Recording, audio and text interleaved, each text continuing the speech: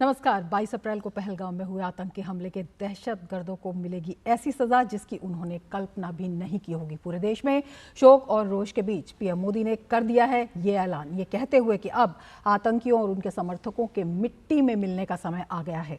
इससे पहले भी बुधवार को सीसीएस की बैठक में लिए गए 5 बड़े फैसले, जिससे पूरी तरह से टूट जाएगी आतंकियों के आकाओं की कमर। सीमा पार प्रायोजित आतंकियों और उनके रहनुमाओं की अब खैर नहीं। आतंकी चाहे जहां भी हों, उन्हें उनकी दरिंदगी की सजा जरूर मिलेगी। भारत अपने निर्दोष नागरिकों के खून के एक एक कतरे का हिसाब चुकता करेगा। सरकार के आतंक के खिलाफ चौतरफा चक्रव्यूह पर ही हम आज करेंगे चर्चा। मैं हूं रमा त्यागी, मेरे साथ जुड़ेंगे खास मेहमान भी।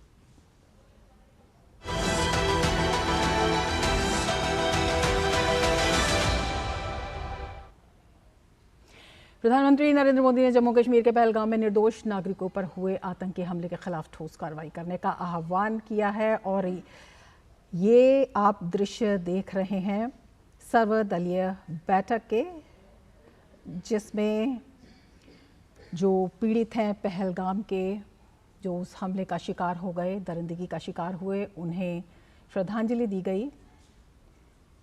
और ये सर्वदलीय बैठक जारी है देश का निर्णय करने के लिए।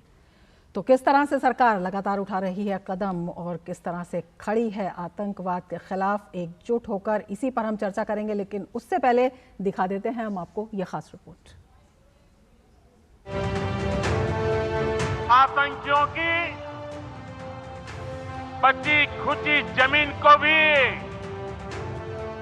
मिट्टी में मिलाने का समय आ गया है। I say to the whole world, India will identify, track and punish every terrorist and their backers. सीमा पार प्रायोजित आतंकियों और उनके रहनुमाओं की अब खैर नहीं, ये प्रधानमंत्री मोदी की स्पष्ट चेतावनी है। आतंकी चाहे जहां भी हो, उन्हें उनकी दरिंदगी की सजा जरूर मिलेगी। भारत अपने निर्दोष नागरिकों के खून के एक एक कतरे का हिसाब जरूर चुकता करेगा। ये हमला सिर्फ निहत्थे पर्यटकों पर नहीं हुआ है। देश के दुश्मनों ने भारत की आत्मा पर हमला करने का दुस्साहस किया है। मैं बहुत स्पष्ट शब्दों में कहना चाहता हूं, जिन्होंने ये हमला किया है, उन आतंकियों को और इस हमले की साजिश रचने वालों को उनकी कल्पना से भी बड़ी सजा मिलेगी। सजा मिलकर के रहेगी। 22 अप्रैल का दिन कोई भारतीय कैसे भूल सकता है, जब दोपहर के वक्त पहलगाम में आतंकियों ने अपनी कायरता दिखाई। निहत्थे बेकसूर लोगों की टारगेट किलिंग की। 26 लोग मारे गए। ये सब कश्मीर घूमने गए थे। कोई अपने बच्चे के साथ था, कोई पिता के साथ, तो कोई अपने जीवन साथी के साथ। लेकिन अमन के दुश्मनों ने एक पल में हंसते खेलते परिवार को उजाड़ दिया। जिस बेरहमी से मारा है, उससे पूरा देश व्यथित है। कोटि कोटि देशवासी दुखी हैं। इस आतंकी हमले में किसी ने अपना बेटा खोया, किसी ने अपना भाई खोया, किसी ने अपना जीवन साथी खोया है। आज उन सभी की मृत्यु पर करगिल से कन्याकुमारी तक हमारा दुख एक जैसा है। देश का हर एक व्यक्ति दुखी है। पूरे देश में लोगों का गुस्सा साफ नजर आ रहा है। वे हर हाल में आतंकियों को नेस्तो नाबूद करने के लिए उमड़ रहे हैं। बिहार, मधुबनी, झंझारपुर से प्रधानमंत्रियों ने देशवासियों के साथ साथ दुनिया को भी दो टूक शब्दों में बता दिया कि भारत इंसानियत के दुश्मनों को उनके अंजाम तक पहुंचाकर ही दम लेगा। We will pursue them to the ends of the earth. India's spirit will never be broken by terrorism. Terrorism will not go unpunished. Every effort will be made to ensure that justice is done. The entire nation is firm in this resolve. Everyone who believes in humanity is with us. I thank the people of various countries and their leaders who have stood with us in these times.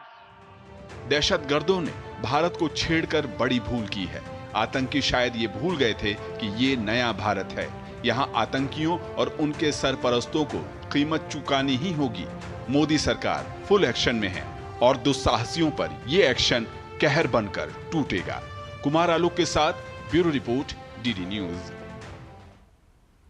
और हम आपको बता दें, अभी Israel के प्रधानमंत्री ने PM Modi से फ़ोन पर बात की है। ये ब्रेकिंग न्यूज़ है। पहलगाम आतंकी हमले की नेतन्याहू ने कड़ी निंदा की है। प्रधानमंत्री मोदी से फ़ोन पर बात कर उन्होंने कड़ी निंदा की। भारतीयों और पीड़ित परिवारों के प्रति एकजुटता भी उन्होंने व्यक्त की है। प्रधानमंत्री ने इजराइल के पीएम से हमले की जानकारी साझा की है।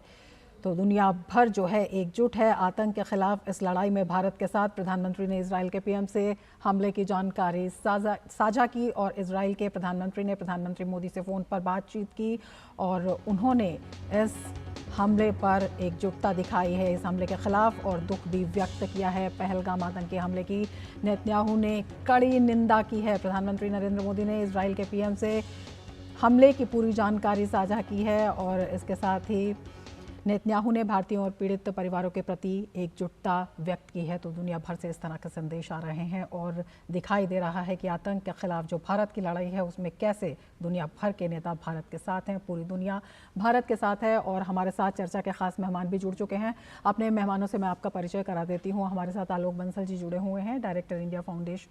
हमारे साथ प्रोफेसर AB पांड्या जुड़े हुए हैं, former chairman central water commission. हमारे साथ हमारे वरिष्ठ सहयोगी अखिलेश सुमन भी जुड़े हुए हैं और श्रीनगर से हमारे साथ जुड़े हुए हैं अश्विनी मिश्र, हमारे संवाददाता जो लगातार वहां से कवरेज कर रहे हैं। तो हम अपने सभी मेहमानों का स्वागत करते हैं। आलोक बंसल जी, सबसे पहले आपसे समझना चाहेंगे, प्रधानमंत्री ने आज जिस तरह से ऐलान किया कि दुनिया के किसी भी कोने में आतंकी हों, खोज कर लाया जाएगा और ऐसी सज़ा दी जाएगी जिसकी उन्होंने कल्पना नहीं की होगी। किस तरह का कड़ा संदेश है, बड़ा संदेश है, जिसमें प्रधानमंत्री का दर्द भी दिखा, उनका आक्रोश भी दिखा और एक दृढ़ संकल्प भी दिखा आतंक के खिलाफ। देखिए, इस संदेश से पूरे आतंकवादियों और उनके आकाओं को एक संदेश दिया गया है कि हम इन आतंकवादियों को कहीं भी नहीं छोड़ेंगे, चाहे वो किसी भी देश, किसी भी अन्य देश के किसी भी कोने में छुपे हुए हों। और जैसा कई लोगों ने कहा कि ये एक तरीके से युद्ध की घोषणा है बिना गोली चलाए, और हमने जो कल कदम उठाए, आज कदम उठाए, वो दर्शा रहे हैं कि हम क्या करने वाले हैं। और जिस तरीके के कदम कल उठाए गए थे, आज जिस तरीके से सर्वदलीय बैठक बुलाई गई, ये दिखाने के लिए दुनिया को कि पूरे भारतवासी इस मुद्दे पर एक हैं और हम इसको अब नहीं सहने वाले हैं। जिस तरीके से इंडस वाटर ट्रीटी को अबेयंस में रखा गया, जिस तरीके से पाकिस्तान के वीजा सारे कैंसिल कर दिए गए, अटारी बॉर्डर को बंद कर दिया गया, हमारे दूतावास से हमारे रक्षा जो अटैचेस थे उनको वापस बुला लिया गया, पाकिस्तान के दूतावास की संख्या कम कर दी गई। ये पूरी तरह से दिखा दिया गया है कि इस मुद्दे को भारत हल्के में लेने वाला नहीं है। हालांकि इसमें सबसे बड़ा मुद्दा, जैसे भी लोगों ने, अन्य लोगों ने भी कहा, इंडस वाटर ट्रीटी का है कि अब हमने उसको अबेयंस में रखा है। इसका मतलब यह नहीं है कि हम पानी रोक देंगे, क्योंकि हमारे पास उस तरीके की क्षमता मेरे हिसाब से नहीं है पश्चिमी नदियों में उस तरीके का पानी रोकने की।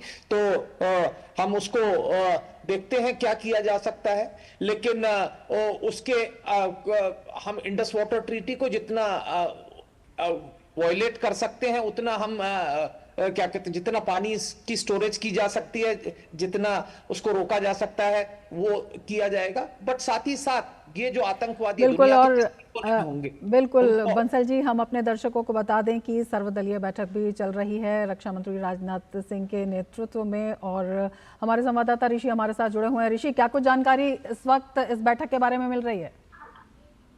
देखिए रमा, इस समय बैठक चल रही है। सर्वदलीय बैठक में तमाम राजनीतिक दलों के नेता शामिल हुए हैं और सबसे पहले जो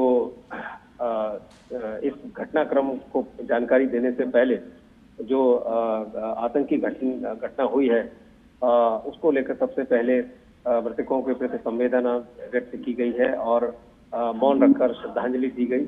और साथ ही साथ इस पूरे घटनाक्रम को अब सरकार, राजनीतिक दलों के जो तमाम नेता हैं जो इस समय ऑल पार्टी मीटिंग में पहुंचे हुए हैं, उनके सामने रख रही है और अब तक क्या कार्रवाई हुई है और आगे क्या रूपरेखा होनी चाहिए, इन सब में जैसे कि मैं कह सकता हूं इस समय करीब 14-15 पार्टियों के जो नेता हैं इस समय एक मंच पर एक साथ मिलकर केंद्रीय रक्षा मंत्री राजनाथ सिंह के नेतृत्व में इस समय मंत्रणा कर रहे हैं देश पर आए इस आतंकी घटनाक्रम के बाद जो परिस्थिति बनी है और आगे क्या होना चाहिए, किस तरीके से देश को अपनी कार्रवाई करनी चाहिए। और इस पूरे मसले पर जो पूरी दुनिया भारत की ओर देख रही है, तमाम देशों ने समर्थन दिया है कि वो भारत के साथ है, तो ऐसे में सर्वदलीय बैठक के माध्यम से एक संदेश देने की भी कोशिश है कि हम किसी भी आपत्ति और विपत्ति की घड़ी में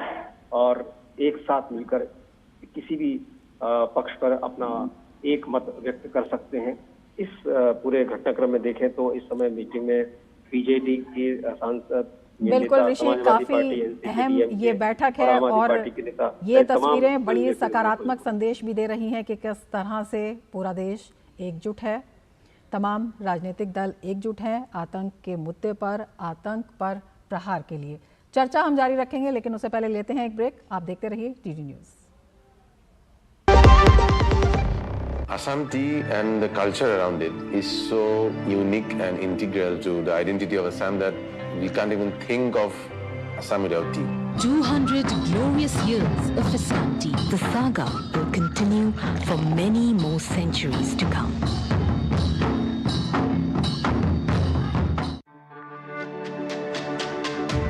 मेरी पसंद, मेरी पसंद,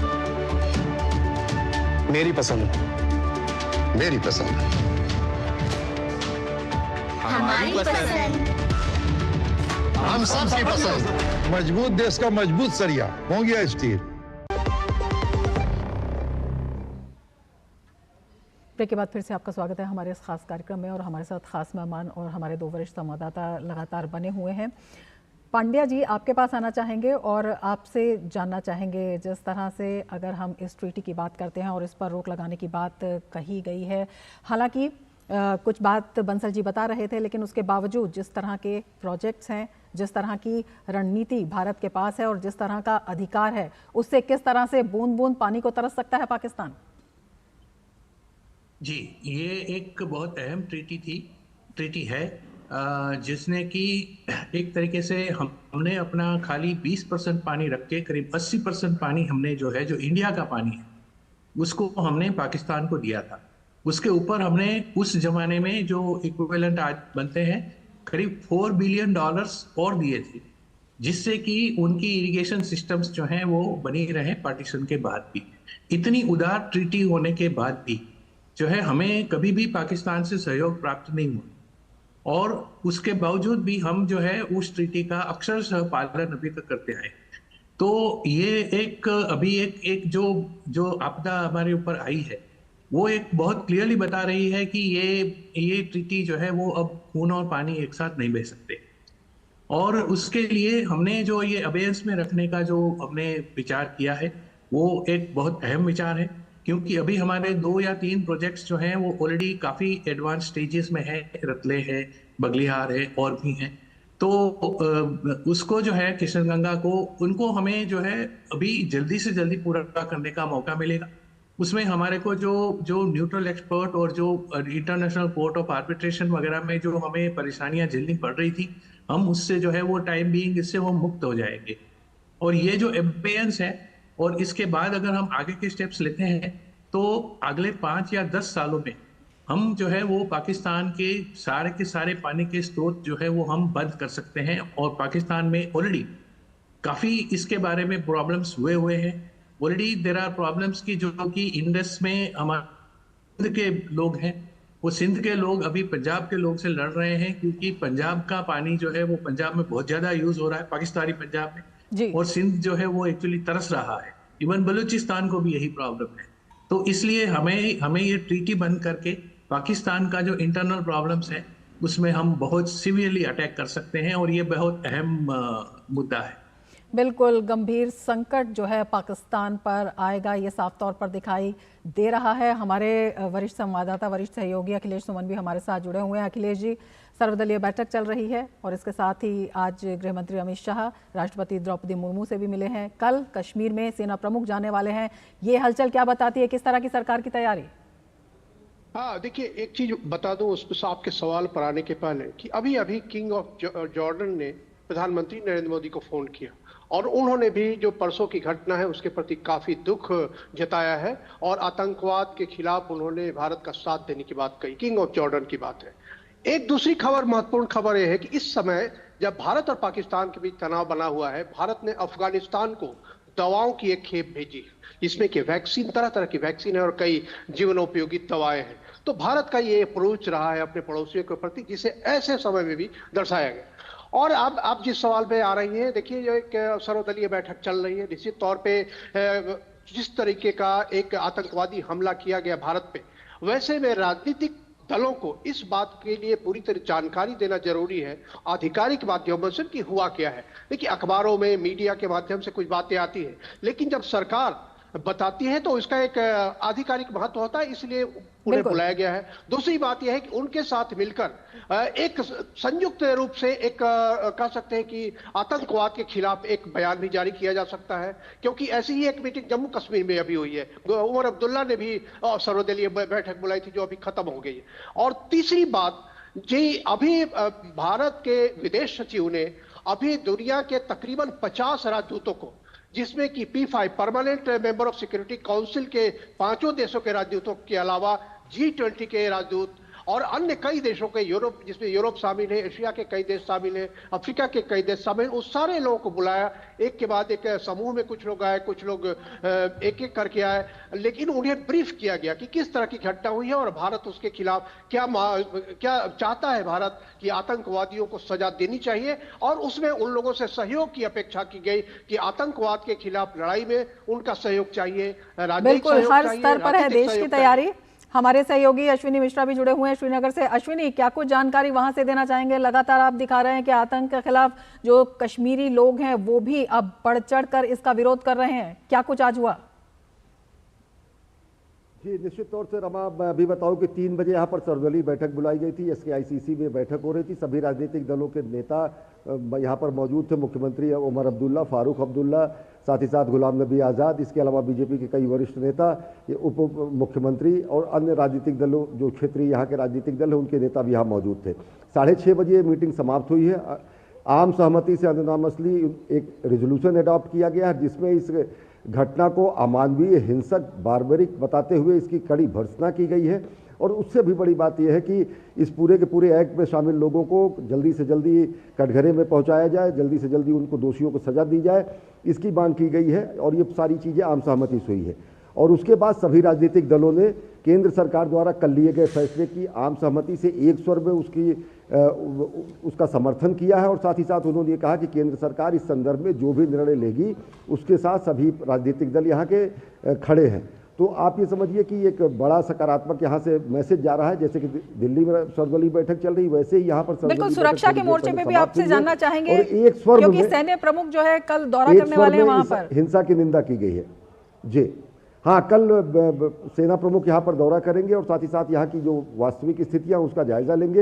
ये बेहद महत्वपूर्ण है क्योंकि इसके पहले जब केंद्रीय गृह मंत्री अमित शाह का दौरा था तो यहाँ पर सभी सुरक्षा व्यवस्थाओं का एक तरीके से समीक्षा की गई थी और कल सेना प्रमुख का यहाँ पर आना निश्चित तौर से हमारे सीमावर्ती क्षेत्रों में, हमारे आंतरिक क्षेत्रों में और साथ ही साथ आतंकवाद के खिलाफ जो तैयारियाँ चल रही हैं और आगे की जो रणनीतियाँ होंगी उसके लिहाज से एक बेहद महत्वपूर्ण उनका ये दौरा है और उस पर सब हर एक किसी की नजर रहेगी। और सबसे बड़ी बात यह है कि आज की बिल्कुल एक कड़ा संदेश भी है। आलोक बंसल जी, आपसे समझना चाहेंगे, जिस तरह का ये तमाम घटनाक्रम है, सेना प्रमुख का कश्मीर में दौरा, इसके साथ ही जिस तरह से हमारे सहयोगी बता रहे थे अखिलेश सुमन की, किस तरह से तमाम देशों को, दुनिया भर को भारत ने दिखाया है, बताया है और पूरी दुनिया की जो एकजुटता है वो आतंक के खिलाफ भारत के साथ दिखाई दे रही है, ये अपने आप में क्या कुछ कहता है? सर्वदलीय बैठक में भी कोई कड़ा फैसला आ सकता है?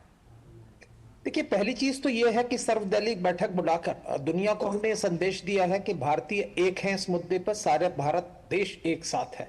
दूसरा महत्वपूर्ण बात यह है कि 50 देशों के राजदूत को, जैसे अखिलेश जी ने कहा, उसमें P5 जिसमें चीन भी शामिल है, आप इसको समझिए, तो हर राष्ट्र को, हर महत्वपूर्ण राष्ट्र को दिखाया गया है कि किस तरीके से आतंक को सीमा पार से फैलाया जा रहा है। और अगर आपको याद हो कि जहां तक इस तरीके का मुद्दा है, इसमें दुनिया के हर प्रमुख राष्ट्र हमारे साथ रहा है। सेना प्रमुख का कश्मीर दौरा यह दर्शाता है कि बहुत ही शीघ्र, जो मोदी जी ने कहा है, हम हो सकता है कुछ ऐसी घटना देखें जिसमें सीमा के पार या लाइन ऑफ कंट्रोल के उस पार आतंकवादियों के ठिकानों पर हमला हो, या इन आतंकवादियों को पहले तो इनको ढूंढने की कोशिश की जाए, या जिन लोगों ने इनका सहयोग किया उनके खिलाफ कुछ कार्रवाई की जाए।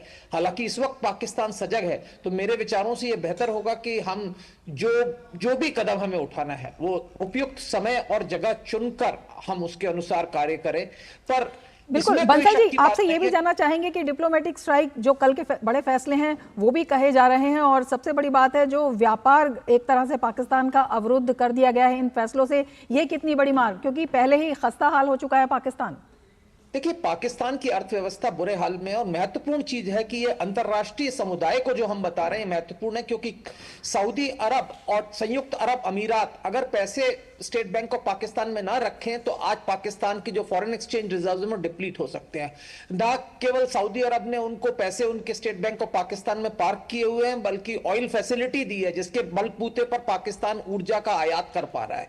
तो अगर एक बार ये मध्य पूर्व के राष्ट्र अगर पाकिस्तान की बाह मरोड़ने लगे तो पाकिस्तान बिल्कुल सड़क पर आ जाएगा, इसमें कोई शक की बात नहीं है। क्योंकि IMF ने भी पाकिस्तान को अनुदान जब ही दिया जब संयुक्त अरब अमीरात और संयुक्त सऊदी अरब ने उसके पास पैसा जमा किया, क्योंकि कुछ फॉरेन एक्सचेंज रिजर्व्स की पहले कमिटमेंट चाहिए थी। तो ये राष्ट्र बहुत महत्वपूर्ण है। व्यापार के दौर से तो उनकी वैसे ही हालत काफी गंभीर है, तो जो हालात हैं वो आपके सामने हैं, और भारत अगर चाहे और अगर हम इसी तरीके का दबाव उस पर बनाए रखेंगे तो पाकिस्तान को घुटने टेकने पड़ेंगे। बिल्कुल, ये दबाव जो है वो और गहरा होता जा रहा है। पांड्या जी, आपसे समझना चाहेंगे, जब हम पानी की बात करते हैं, पानी की किल्लत की बात करते हैं, पाकिस्तान की कृषि, पीने का पानी, तमाम इन पश्चिमी क्षेत्र की नदियों उस पर निर्भर रहता है, किस तरह से ये भी वहां पर एक बड़ा गंभीर आर्थिक, सामाजिक और व्यक्तिगत संकट पैदा कर सकता है? जी, ये एक बहुत बड़ा इनके लिए अहम मुद्दा है, क्योंकि इसमें ये होता है कि जो चिनाब और झेलम से जो पानी आता है, करीब 46 मिलियन एकड़ फीट, 46 मिलियन एकड़ फीट पानी जो है वो वहाँ जाता है, और वो पानी 46 मिलियन एकड़ फीट, आप ये समझ सकते हैं कि करीब 46 मिलियन एकर्स में उसकी सिंचाई जो है वो बंद हो सकती है। उसके लिए हमें, और खास करके जो चिनाब का पानी है वो काफ़ी महत्वपूर्ण है, और अगर हम ये चिनाब के पानी को और कुछ हद तक झेलम के पानी को अगर हम रोक पाएंगे, खास करके चिनाब के पानी को, तो इवन हमारी जो किल्लतें हैं जो कि हमारे को सतलज ब्यास बेसिन वगैरह में भी जो देखनी पड़ रही हैं, उसको भी हम समाधान ला सकते हैं। सो अगर हम इसको लॉन्ग टर्म अवेयर्स में रख के और इसके ऊपर हम प्रॉपर स्टोरेजेस बना के और अगर हम वाटर ट्रांसफर कर सकें तो यह इंडिया के लिए एक विन विन सिचुएशन होगी, क्योंकि तब जो है वो हमारी जो नॉर्थ वेस्ट इंडिया की जो पानी की किल्लतें हैं, अभी जो राजस्थान को कभी पानी कम मिलता है या कभी हमें दिल्ली में भी सामना करना पड़ता है, तो वो सबको भी हम जो है वो ये सोल्यूशन ला सकते हैं। ऑलरेडी हमने जो है रावी का पानी काफ़ी हद तक हमने बंद करके रखा है, जो कि हमारे ही हक में है। इवन देन अभी तक करीब ये समझिए कि 50 साल तक जो है वो रावी का पानी हम लोग रोक नहीं पाए थे और वो पानी जो है वो पाकिस्तान यूज कर रहा था। तो इस तरीके के जो मेजर्स हैं वो हमें इमीडिएटली लेने चाहिए और अब ये पीरियड को हमें यूज करते हुए अगले 5 या 7 साल में हमें ये योजनाएं जो है वो ग्राउंड पे ले लेनी चाहिए। बिल्कुल, अखिलेश जी आपके पास आना चाहेंगे और आपसे समझना चाहेंगे जिस तरह से पाकिस्तान की तरफ से भी कई प्रतिक्रियाएं जो हैं वो सुनने को मिल रही हैं। कल जैसे सीसीएस की बैठक के बाद उन्होंने भी अपनी बैठक बुला ली, उसके बाद जो इंडस वाटर ट्रीटी है उसके ऊपर भी उनका एक बयान नजर आया और जिस तरह से वहां के शेयर बाजार में हलचल मच गई है कल के बाद, किस तरह से क्या इसमें पाकिस्तान का जो डर है वो भी साफ तौर पर दिखाई दे रहा है? हाँ, देखिए, पाकिस्तान की जो बैठक हुई थी कल और उसके बाद आज जो ब्रीफ किया गया उसके बारे में उन्होंने एक बयान जारी किया और बयान को कहा यह जा रहा है कि कल विदेश मंत्रालय ने जो बयान जारी किया था उसी की कॉपी करके उसमें कुछ चीज और जोड़ दिए गए हैं। मतलब जो हमने 5 चीजें की उन्होंने भी 5 चीजें कही। उन्होंने भी कहा कि हम एयर स्पेस नहीं देंगे भारत आने वाले किसी विमान को या भारत से बाहर जाने वाले किसी विमान को, चाहे वो निजी विमान हो चाहे वो सरकारी विमान हो। ठीक है, ये भारत इसके लिए तैयार था। उसके बाद जो है कि उन्होंने भी कहा कि हम जो उच्चायोग है उच्चायोग का जो स्ट्रेंथ है वो कम कर देंगे। उच्चायोग के अधिकारियों को हटाने की बात कही उन्होंने। एयर जो डिफेंस के जो अटैची है डिफेंस अटैची को हटाने की बात की। ठीक है, ये सब के लिए भारत तैयार था। भारत ने पहले ही ये घोषणा कर दी थी कि हम उन अधिकारियों को वापस लाएंगे।